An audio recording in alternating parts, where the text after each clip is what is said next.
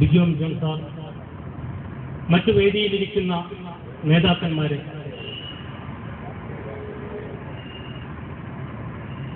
മറ്റു പാർട്ടി പ്രവർത്തകർ, ഇന്ന് ഈ വൈകിയ വേളയിൽ കൂടുതലായിട്ടൊന്നും ഞാൻ സംസാരിക്കുന്നില്ല. വളരെ വിശദമായിട്ട് തന്നെ നമ്മുടെ നേതാക്കന്മാർ സംസാരിച്ചു കഴിഞ്ഞു. എങ്കിൽ കൂടി ഒരു ചെറിയ കാര്യം മാത്രം ഈ ദിനത്തിൽ സ്മരിച്ചുകൊണ്ട്,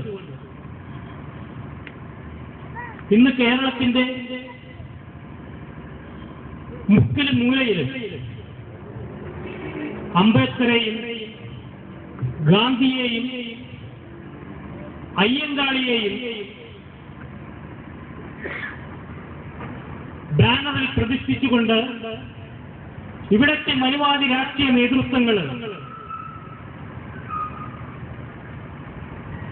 ഒരു രാഷ്ട്രീയ തന്ത്രം പുറത്തു കൊണ്ടുവരുന്നുണ്ട്.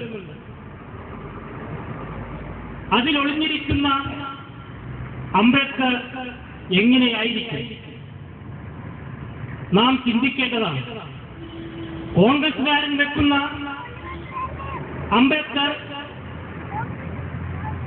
കോൺഗ്രസിന് അനുകൂലമായ രീതിയിൽ അവതരിപ്പിക്കുമ്പോൾ കമ്മ്യൂണിസ്റ്റ് പാർട്ടികൾ അദ്ദേഹത്തെ കമ്മ്യൂണിസ്റ്റുകാരനായിട്ട് അവതരിപ്പിക്കാനായിട്ടാണ് ഇന്ന് കേരളത്തിൽ അല്ലെങ്കിൽ ഇന്ത്യ ഒട്ടാകെ പ്രദർശിപ്പിക്കുന്നത്. എന്തുകൊണ്ടാണ് ഇങ്ങനെ ഇത്തരത്തിലുള്ള കർമ്മപരിപാടികളുമായിട്ട് ഇവർ രംഗത്ത് വരുന്നതെന്ന് നാം മനസ്സിലാക്കണം. ഇന്ന് ഇന്ത്യ മഹാരാജ്യത്ത് ബഹുജൻ സമാജ് പാർട്ടിയുടെ വളർച്ചയെ എങ്ങനെ തകർക്കാം, അല്ലെങ്കിൽ അംബേദ്കറെയും അയ്യങ്കാളിയെയും എങ്ങനെ ഞങ്ങളുടെ പാർട്ടിക്കാരാക്കി മാറ്റാം എന്നാണ് അവർ ചിന്തിക്കുന്നത്. എന്നാൽ ബഹുജൻ സമാജ് പാർട്ടി പറയുന്നു, നിങ്ങളുടെ വഞ്ചനയും കപടതയും എല്ലാം തിരിച്ചറിഞ്ഞ ഒരു ജനത ഇന്ന് ഇന്ത്യ മഹാരാജ്യത്ത് ബഹുജൻ സമാജ് പാർട്ടിയിൽ അണിനിരന്നു കഴിഞ്ഞു എന്ന് നിങ്ങൾ മനസ്സിലാക്കണം. 1936 കാലഘട്ടങ്ങളിൽ തിരുവനന്തപുരത്ത് ഗാന്ധി വന്നിട്ട് നമ്മുടെ കേരള മണ്ണിൽ ജാതി വ്യവസ്ഥിതിക്കെതിരെ പടപൊരുതിയ മഹാത്മാ അയ്യങ്കാളിയെ പുലയരുടെ രാജാവേ എന്ന് അഭിസംബോധന ചെയ്തു. എന്നാൽ ചരിത്രബോധമില്ലാത്ത ഒരു ജനത അദ്ദേഹം കേവലം പുലയരുടെ മാത്രം രാജാവാണ് അല്ലെങ്കിൽ നേതാവാണെന്ന് മനസ്സിലാക്കുകയും അദ്ദേഹത്തിന്റെ മഹത്തരമായ സാധുജന പരിപാലന സംഘത്തെ തച്ചുതകർക്കുകയുമാണ് ഗാന്ധി കേരളത്തിന്റെ മണ്ണിൽ ചെയ്തതെന്ന് നാം മനസ്സിലാക്കണം. അതിനുശേഷം ആര് വന്നു? നമ്മുടെ EMS നമ്പൂതിരിപ്പാട്.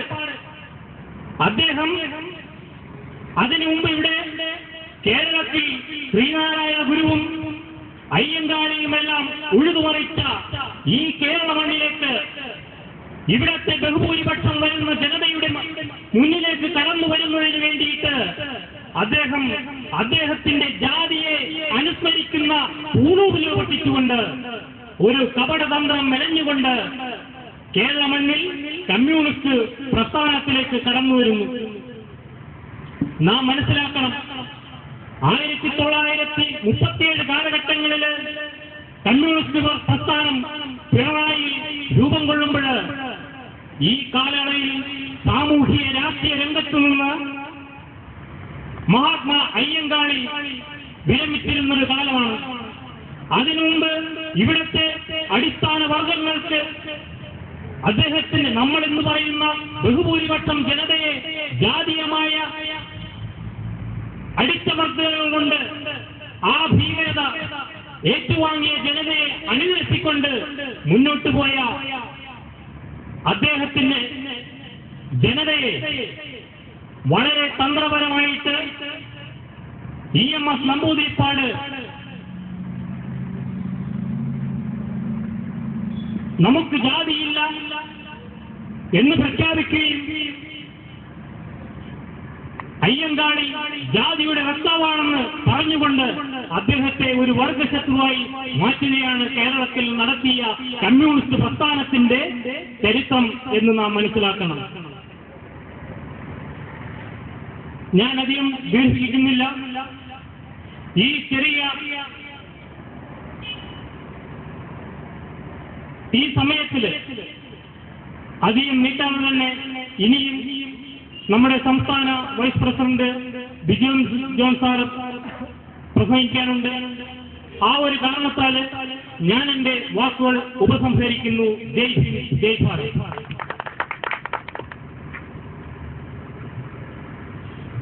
അടുത്തതായി സംസാരിക്കുന്നതിന് വേണ്ടി ജില്ലാ സെക്രട്ടറി VK രാഘവൻ അവരുടെ ഇതിലെ ക്ഷണിക്കും.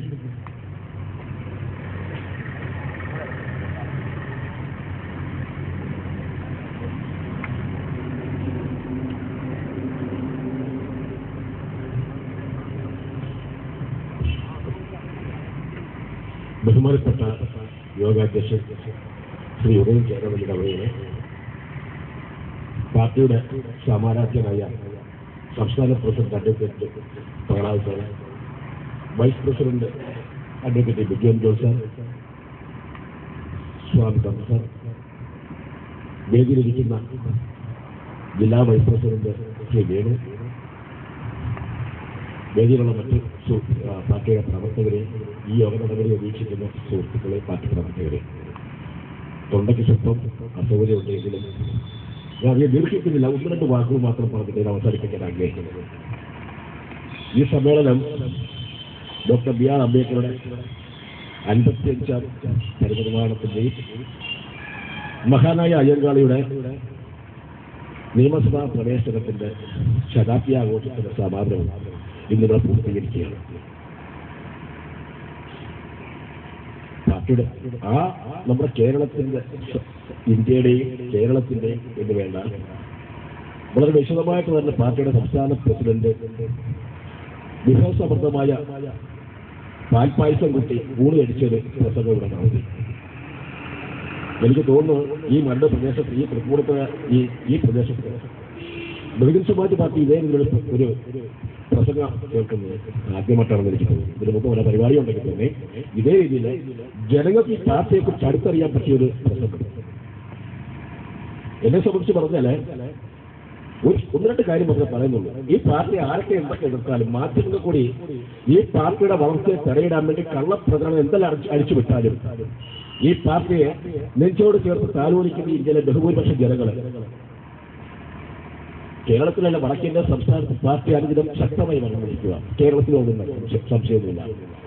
മറ്റ് രാഷ്ട്രീയ പാർട്ടികളും ഇവിടെ ഇന്ത്യയിലെ വൻകിട വ്യവസായികളും കുത്തകക്കാരും ഒക്കെ വളരെ ആശങ്കയോടുള്ള ഭയത്തോടു കൂടിയാണ് ബഹുജൻ സമാജ് പാർട്ടി കാണുന്നത്. കാരണം ബഹൻകുമാരി മായാവതിജി ഇന്ത്യയുടെ പ്രധാനമന്ത്രിയാകുന്ന ഒരു സാഹചര്യം വന്നാൽ തങ്ങൾ തട്ടിക്കൂട്ടി ഉണ്ടാക്കിയ കോടിക്കണക്ക് സമ്പത്തുകൾ ബഹൻകുമാരി മായാവതി ഈ രാജ്യത്തിന് പിടിച്ചെടുക്കും എന്നൊരു ഭയമുണ്ട്. നിങ്ങൾക്കറിയാമല്ലോ, കഴിഞ്ഞ പാർലമെന്റ് തെരഞ്ഞെടുപ്പിൽ ബഹൻജി പറഞ്ഞത്, എനിക്ക് അധികാരം കിട്ടിയാൽ ഇന്ത്യയുടെ പ്രധാനമന്ത്രിയാവുകയാണെങ്കിൽ 6 മാസത്തിനുള്ളിൽ വിദേശ ബാങ്കുകളിൽ കൊണ്ടിട്ട് കള്ളപ്പണം ഞാൻ കണ്ടുകിട്ടുമെന്ന് കഴിഞ്ഞ പാർലമെന്റ് തെരഞ്ഞെടുപ്പിൽ പറഞ്ഞതാണ്. ഇന്നലെ പറഞ്ഞതല്ല. ഇന്നാണ് മറ്റുള്ളവർ പറയാൻ പറഞ്ഞത് കള്ളപ്പണം പിടിച്ചെടുക്കണമെന്ന്. ബഹൻജി നേരത്തെ കൂട്ടി പറഞ്ഞു. ബഹൻജി എന്ന് നേരത്തെ കൂട്ടി പറഞ്ഞു, അതൊക്കെ പിന്നീട് വരുന്നവരെ ആവർത്തിക്കുക. കാരണം ദീർഘവീക്ഷണത്തോടുകൂടി കാര്യങ്ങൾ മനസ്സിലാക്കുവാനും പഠിക്കുവാനും കഴിവുള്ള, ഇന്ത്യയിലെ കാര്യങ്ങൾ പറയുന്നത് പോലെ തന്നെ നടപ്പിലാക്കുന്നത് തന്റെ ഇടമുള്ള ഒരു ഭരണാധികാരി ബഹൻജി മായാവതി മാത്രമേ ഉള്ളൂ. ബഹൻജി മായാവതിയുടെ അവർ ചെയ്യുന്നത് എല്ലാവരുടെയും പട്ടികജാതിക്കാരന്റെ പാർട്ടിയാണ്. അല്ല, പട്ടികജാതിക്കാരൻ മാത്രമല്ല, ഇന്ത്യയിലെ എല്ലാ വിഭാഗം ഈ പാർട്ടിയുടെ ആദർശത്തിൽ വിശ്വസിക്കാൻ പറ്റുന്ന ഏതൊരു മനുഷ്യരുണ്ടോ അവർക്കല്ലേ ഈ പാർട്ടിയിലേക്ക് കടന്നു വരാം. അതാണ് ബഹുമാനപ്പെട്ട നമ്മുടെ ഉദ്ഘാടകൻ, നമ്മുടെ പാർട്ടി പ്രസിഡന്റ് അദ്ദേഹം പറഞ്ഞു കഴിഞ്ഞു. സതീഷ് ചന്ദ്ര മിശ്ര അദ്ദേഹം ബ്രാഹ്മണൻ എങ്കിൽ തന്നെയും ഈ പാർട്ടിയുടെ ആദർശത്തിൽ അദ്ദേഹം വിശ്വസിച്ചുകൊണ്ട് പാർട്ടിയെ കടന്നു വരുന്നത് ഈ പാർട്ടിയുടെ ചങ്കൂറ്റമുള്ള ഒരു നേതാവായിട്ട് അദ്ദേഹം ബ്രാഹ്മണനായിട്ട് പോയി. പക്ഷെ ബ്രാഹ്മണനിൽ നമ്മൾ നിൽക്കുന്നത് നമ്മുടെ ബ്രാഹ്മണിക്കാണ് നമ്മൾ നിൽക്കുന്നത്. ബ്രാഹ്മണൻ ഈ പാർട്ടിയുടെ ആദർശം അംഗീകരിക്കുന്നത് നമ്മൾ സ്വീകരിച്ച് തർക്കമൊന്നുമില്ല. അതുപോലെ 85% പറഞ്ഞ ജനസംഖ്യ എന്ന് പറയുന്നത് നായർ സമുദായം നമ്മുടെ സമൂഹത്തിലുള്ള 85% വരുന്നതാണ്. നായരും പുലയനും പറയനും കുറവനും എല്ലാവരും ഈ 85% പറഞ്ഞ ജനങ്ങളെ അവരെ ഭരിക്കുന്ന 18%. ഇതാണ് ഞാൻ പറഞ്ഞു വരുന്നത്. ബഹൻകുമാരി മായാവി ഇന്ത്യ ഭരിക്കേണ്ട സാഹചര്യം വന്നാൽ ഇന്ത്യയിലെ എല്ലാ ജനവിഭാഗങ്ങളും ഇന്നത്തെ കാണുന്നതിനുള്ള ഭരണമല്ല വരാൻ പോകുന്നത്. ഇവിടെ സാമ്പത്തിക പ്രതിസന്ധി നമ്മുടെ രാജ്യത്തില്ല. പണം കൊണ്ട് കൊള്ളയടിച്ച് മാറ്റി വയ്ക്കുന്നതാണ്. അതിന് തർക്കമൊന്നുമില്ല. ബഹൻജി ഇന്ത്യ ഭരിക്കേണ്ട സാഹചര്യം വന്നാൽ ഒരു 6 മാസം ഇന്ത്യ ഭരിച്ചാൽ ഇന്ത്യയിൽ ഒരു കാലം കൂടി രാഷ്ട്രീയ പാർട്ടി ഭരിക്കത്തില്ല. കാരണം അതേലുള്ള പ്രവർത്തനമായിരിക്കും അവരുടെ ഭാഗത്ത് ഉണ്ടാകുന്നത്. ഞാൻ കൂടുതലൊന്നും പറയാൻ പോകുന്നില്ല. പറയേണ്ടതാണ് നമ്മുടെ ആരാധ്യനായ സംസ്ഥാന vice president advocate Vijayan John സാറിട്ടുണ്ട്. അദ്ദേഹം വളരെ വിശദമായിട്ട് കാര്യങ്ങൾ പറയും. പാർട്ടിയെക്കുറിച്ചും പാർട്ടിയുടെ ചരിത്രങ്ങളെക്കുറിച്ചും ദേശീയമായിട്ടുള്ള കാര്യങ്ങൾ ആധികാരികമായിട്ട് പറയാൻ അദ്ദേഹം ഉള്ളപ്പോൾ ഞങ്ങളുടെ കൂടുതലായിട്ട് പറഞ്ഞത് ഔചിത്യമല്ല എനിക്ക് തോന്നുന്നു. മാത്രമല്ല എനിക്ക് സംസാരിക്കാൻ തൊണ്ടയെ അനുവദിക്കുന്നില്ല. അതുകൊണ്ട് ഞാൻ കൂടുതൽ സംസാരിക്കുന്നില്ല. എന്നെ ഈ യോഗത്തിലേക്ക് സംസാരിക്കാൻ വിളിച്ചത് യോഗാധ്യക്ഷനെ നന്ദി പറഞ്ഞുകൊണ്ട് ഞാൻ നിർത്തുന്നു. നന്ദി. ജയിച്ചില്ല.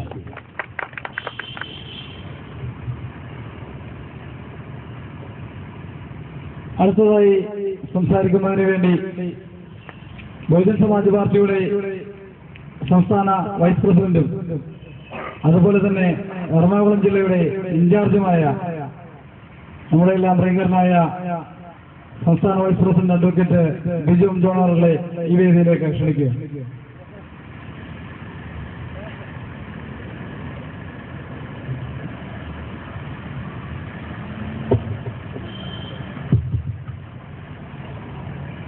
യോഗാധ്യക്ഷനും ബഹുജൻ സമാജ് പാർട്ടിയുടെ ജില്ലാ പ്രസിഡന്റുമായ ശ്രീ ഉദയൻ ജയരാനല്ലൂർ, പാർട്ടിയുടെ സംസ്ഥാന പ്രസിഡന്റ് അഡ്വക്കേറ്റ് എസ് പ്രഹ്ലാദൻ, വേദിയിലിരിക്കുന്ന പാർട്ടിയുടെ നേതാക്കന്മാരെ, ശ്രീനാരായണ ഗുരുകുല സ്വാമി തമ്പി അവരുടെ ഇന്ന് ബാബാ സാഹേബ് അംബേദ്കറിന്റെ 55ാം പരിനിർവാണ ദിനമാണ്. ഇതിലേറ്റവും അധികം പറയാനുള്ളത് ഒറ്റ വാക്കാണ്, ജയ് ഭീം. ജയ് ഭീം എന്നാൽ ബഹുജൻ സമാജ് പാർട്ടിയുടെ പ്രവർത്തകർ പരസ്പരം അഭിസംബോധന ചെയ്യുന്ന പദം. ഞങ്ങൾ ഒരു പ്രവർത്തകനെ പരസ്പരം അഭിസംബോധന ചെയ്യുന്നത് ജയ് ഭീം എന്ന് പറഞ്ഞു. ജയ് ഭീം എന്ന് പറഞ്ഞാൽ ജയ് ഭീംറാവ് ബാബാ സാഹേബ് അംബേദ്കർ.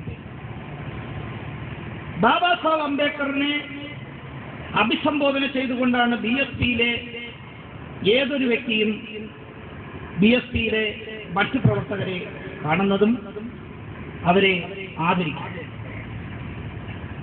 ഇവിടെ ബഹുജൻ സമാജ് പാർട്ടിയെ സംബന്ധിച്ചിടത്തോളം ഇന്ത്യയിൽ ഒരേ ഒരു രാഷ്ട്രീയ പ്രസ്ഥാനം മാത്രമാണ് അംബേദ്കറിസം നടപ്പിലാക്കാൻ വേണ്ടി നിലകൊള്ളുന്നത്. അംബേദ്കറിസം ബാബാ സാഹേബ് അംബേദ്കർ വിചാരിച്ച രീതിയിൽ ഈ രാജ്യത്ത് നടപ്പാക്കാൻ അദ്ദേഹത്തിന്റെ ജീവിത കാലഘട്ടത്തിൽ കഴിയാതെ പോയത് അതിന്റെ നേരവകാശിയായി കാൻഷിറാംജി ഏറ്റെടുത്ത് 1984 മാത്രം ഇന്ത്യയിൽ ഉടലെടുത്ത രാഷ്ട്രീയ പ്രസ്ഥാനമാണ് ബഹുജൻ സമാജ് പാർട്ടി. ഇന്ന് ഇന്ത്യയിലെ 3ാമത്തെ ദേശീയ പാർട്ടിയാണ് ബഹുജൻ സമാജ്. ഈ എറണാകുളത്ത് ഇന്ന് 2 സ്ഥലത്ത് ഇതുപോലെ പൊതുസമ്മേളനം നടക്കുകയാണ്. ഈ പാർട്ടിയുടെ പൊതുസമ്മേളനം ഇവിടെ നടക്കുമ്പോൾ നായകമണ്ഡലത്തും ഇതേപോലെ പൊതുസമ്മേളനം നടന്നുകൊണ്ടിരിക്കുകയാണ്. പാർട്ടിയുടെ സംസ്ഥാന ജനറൽ സെക്രട്ടറി ഗഫൂർ പുതുപ്പാടി അവിടെ പ്രസംഗിച്ചുകൊണ്ടിരിക്കുകയാണ്. ഇതിൽ നിന്ന് മനസ്സിലാക്കേണ്ടത് ഇന്ന് ഇന്ത്യ ആകമാനം ബാബാ സാഹേബ് അംബേദ്കറിനെ ആദരിക്കുന്നു ബഹുജൻ സമാജ് പാർട്ടി. പക്ഷേ ഈ എറണാകുളത്ത് എല്ലാ മണ്ഡലങ്ങളിലും ആദരിക്കുന്നതിനുപരിയായി 2 സ്ഥലത്ത് പൊതുസമ്മേളനം നടക്കുന്നു. ഇവിടെ പാതയോരത്ത് പൊതുസമ്മേളനം നടത്താൻ പാടില്ല എന്ന് പറഞ്ഞ് ഹൈക്കോടതി ജഡ്ജിയെ കളിയാക്കുന്ന സഖാവ്, ആ സഖാവിന്റെ പ്രതിഷേധം രേഖപ്പെടുത്താൻ വേണ്ടി ഹൈക്കോടതിയുടെ മുമ്പിൽ വന്ന് നിന്ന് വാമൂടി കെട്ടിക്കൊണ്ടിരുന്ന പുലിക്കുട്ടി സഖാക്കളെ ഏത് പാതയോരത്തും ഇതേപോലെ യോഗം നടത്താം, ഇതേപോലെ നായരമ്പലത്തിൽ നടക്കുന്നുണ്ട്. ഒരു നിയമത്തിനെയും ബുദ്ധിമുട്ടിക്കാതെ, ഒരു നിയമത്തിനെയും വെല്ലുവിളിക്കാതെ, ഒരു നിയമത്തിനെയും അയാളുടെ ഇന്റഗ്രിറ്റിയെ ചോദ്യം ചെയ്യുന്ന രീതിയിലുള്ള പദങ്ങൾ ഉപയോഗിക്കാതെ ഇത്തരം കാര്യങ്ങൾ ജനങ്ങൾക്ക് മാതൃകാപരമായി നടത്തുന്ന പാർട്ടിയാണ് ബഹുജൻ സമാജ് പാർട്ടി എന്നുള്ളതാണ് ബഹുജൻ സമാജ് പാർട്ടിയുടെ ഒരു പ്രത്യേകത. ബഹുജൻ സമാജ് പാർട്ടി ജാതി നിർമൂലനത്തിന് വേണ്ടിയിട്ട് ഉണ്ടായിട്ടുള്ള പാർട്ടിയാണ്. ഈ ജാതിയെ എങ്ങനെയാണ് നശിപ്പിക്കുന്നതെന്ന് ഝാൻസിറാംജി അദ്ദേഹം ഉണ്ടാക്കി പാർട്ടിയുടെ പ്രത്യയശാസ്ത്രത്തിൽ വളരെ വ്യക്തമായിട്ട് തന്നെ ഞങ്ങളെയൊക്കെ പഠിപ്പിച്ചു. ഇവിടെ തന്നെ നിങ്ങൾക്ക് പരിശോധിക്കാം. ഇവിടെ എല്ലാ ജാതിക്കാരും ഉണ്ട്. ഒരു ക്രിസ്തീയ സമുദായത്തിൽ നിന്ന് ഞാനിവിടെ ഇരിപ്പുണ്ട്. ഈരവ സമുദായത്തിൽ നിന്ന് നമ്മുടെ സംസ്ഥാന വൈസ് പ്രസിഡന്റ് ഉണ്ട്. ഒരു ഷെഡ്യൂൾഡ് കാസ്റ്റ് കമ്മ്യൂണിറ്റിയിൽ നിന്ന് ജില്ലാ പ്രസിഡന്റ് ഇവിടെ ഇരിപ്പുണ്ട്. മുസ്ലിം സമുദായത്തിൽ നിന്ന് ഇഷ്ടം പോലെ സഹോദരന്മാർ ഇവിടെ ഇരിപ്പുണ്ട്. അപ്പോ ബാബാ സാഹേബ് അംബേദ്കർ പറഞ്ഞിട്ടുള്ള പ്രധാനപ്പെട്ട ഒരു കാര്യം, സമത്വവും സ്വാതന്ത്ര്യവും ഒക്കെ നിലനിൽക്കുമ്പോഴും സാഹോദര്യമുണ്ടെങ്കിൽ മാത്രമേ ഈ കാര്യങ്ങളെല്ലാം നടപ്പിലാക്കാൻ സാധിക്കൂ. ഇവിടെ സാഹോദര്യമാണ് നഷ്ടപ്പെട്ടിരിക്കുന്നത്. ബഹുജൻ സമാജ് പാർട്ടി ഊട്ടി വളർത്തുന്നത് ബ്രാഹ്മണ സഹോദരി കമ്മിറ്റിയുണ്ട്, ബഹുജൻ സമാജ് പാർട്ടി നായർ സഹോദരി കമ്മിറ്റിയുണ്ട്. കുറച്ചു മുമ്പ് ഒരു ബ്രാഹ്മണ സഹോദരനാണ് നമ്മുടെ പ്രസംഗം കേട്ടിട്ട് ഈ സ്റ്റേജിന്റെ സൈഡിൽ വന്ന് സംസ്ഥാന പ്രസിഡന്റിനെ പരിചയപ്പെട്ടിട്ടുണ്ട്. അദ്ദേഹം ഹൈക്കോടതിയിലെ പ്രഗത്ഭനായ ഒരു അഭിഭാഷകൻ കൂടിയാണ്. അപ്പോ ബഹുജൻ സമാജ് പാർട്ടി എല്ലാ ആൾക്കാരെയും ഉൾക്കൊണ്ടുകൊണ്ട് മുന്നോട്ട് പോകുന്ന ഒരു പാർട്ടിയാണ്. അതിനെതിരെ ചില അപവാദങ്ങൾ അഴിച്ചുവിടുന്നുണ്ട്. പക്ഷെ ബഹുജൻ സമാജ് പാർട്ടി എതിർക്കുന്നത് ബ്രാഹ്മണിസത്തിനെയാണ്. ബ്രാഹ്മണിസവും ബ്രാഹ്മണനും തമ്മിലുള്ള വ്യത്യാസം നമ്മളെക്കാട്ടി നല്ലോണം അറിയാവുന്നത് സഖാക്കൾക്കും കോൺഗ്രസ്സുകാർക്കും. കാര്യം അവർ ബ്രാഹ്മണനെ കൊണ്ട് ബ്രാഹ്മണിസം നടപ്പിലാക്കുന്നവരും നമ്മൾ ബ്രാഹ്മണനെ കൊണ്ട് അംബേദ്കറിസം നടപ്പിലാക്കുന്നവരും. അതാണ് ബഹുജൻ സമാജ് പാർട്ടി മറ്റു പാർട്ടികളിൽ നിന്ന് വ്യത്യസ്തപ്പെടുന്നത്. അപ്പൊ നമ്മൾ ഓരോ വ്യക്തിയെ കൊണ്ട് രാജ്യത്തിന് ഉപകാരപ്രദമാകുന്ന രീതിയിൽ ആ സമുദായത്തിനെ ഈ സമൂഹത്തിന് പ്രയോജനപ്രദമാക്കുന്ന രീതിയിൽ അവരെ കൈകാര്യം ചെയ്യാൻ പഠിപ്പിക്കുന്ന തന്ത്രമാണ് ഝാൻസിറാംജി നമ്മളെ പഠിപ്പിച്ചു തന്നിരിക്കുന്നത്. അതുകൊണ്ടാണ് അദ്ദേഹം ബാബാ സാഹേബ് അംബേദ്കറിന്റെ നേരവകാശിയായി തീർന്നിരിക്കുന്നത്. ബാബാ സാഹേബ് അംബേദ്കറിന്റെ വിചാരവേദികൾ കൊണ്ടോ അദ്ദേഹത്തിന്റെ കുറിച്ച് വിചാരിച്ചു നടന്നതുകൊണ്ടോ ഒന്നും അംബേദ്കർ ഒരു അംബേദ്കർ ആകണമെങ്കിൽ ബാബാ സാഹേബ് അംബേദ്കർ ആഗ്രഹിച്ച ജാതിയെ സമത്വത്തിന്റെ മേഖലയിലേക്ക് കൊണ്ടുവന്ന് മേൽപോട്ട് പോകുന്നതോറും ആദരവും കീഴ്പോട്ട് വരുന്നതോറും അനാദരവും കാണിക്കുന്ന ജാതി സമ്പ്രദായത്തിന് ഝാൻസിറാംജി പറഞ്ഞതുപോലെ ഇങ്ങനെ നിർത്താൻ വേണ്ടി പ്രവർത്തിക്കുന്ന പ്രസ്ഥാനമാണ് ബഹുജൻ സമാജ് പാർട്ടി. അല്ലാതെ